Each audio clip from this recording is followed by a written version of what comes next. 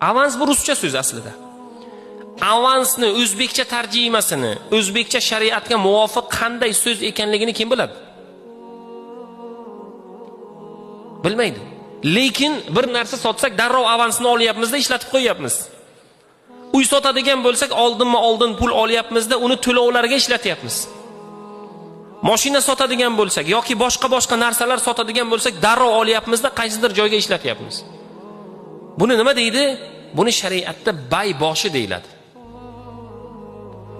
Bay boshini olish mumkinmi? Mumkin. Ishlatish mumkinmi? Mumkin. Bay o'xshamasachi? Bitta mashina sotmoqchi edik. Bay boshi oldik, $100 oldik. Aytilgan vaqtda chorshanba kuni qolgan pulini keltirib beraman dedi, bera olmadi endi. Qaysidir holati bo'ldi. Molini sota olmadi, birovga pul berib qo'ygan o'sha bermadi. Chorshanba kunida bay buziladi o'zi aslida. Chorshanba kuniga bermadi.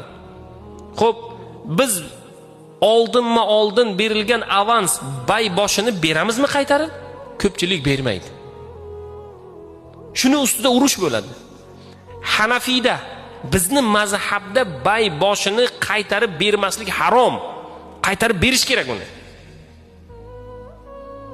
Uymi, telefonmi, boshqa narsami, nimaiki bo'lsa, biz bay boshi uchun avans pul oldik, aytilgan vaqtda u bizga bermadi. Ko'pchiligimiz Hanafiymiz.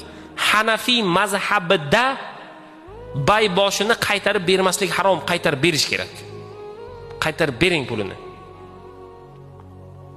Yoki muhlat bering. Chorshanba emas, yana bir hafta muhlat bering. Yana 2 hafta muhlat bering. Umuman bo'lmadiki, imkonsiz bay boshini qaytarib berasiz. Bay boshini sizda qolishligi harom, birodar.